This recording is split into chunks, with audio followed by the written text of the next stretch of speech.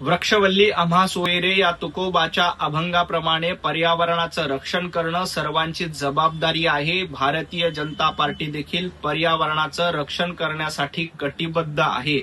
नाशिक येथील साधुग्रामसाठी कुठेही अनावश्यकपणे वृक्षतोड केली जाणार नाही.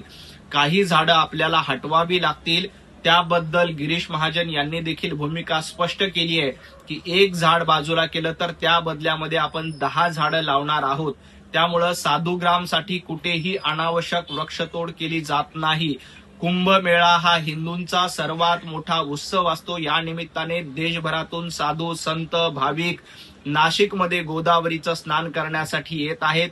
त्यांची सुविधा व्हावी, त्यांना कुठलीही गैरसोय होऊ नये यासाठी सरकार प्रयत्नशील आहे. यामध्ये कुठेही पर्यावरणाचा ऱ्हास होणार नाही.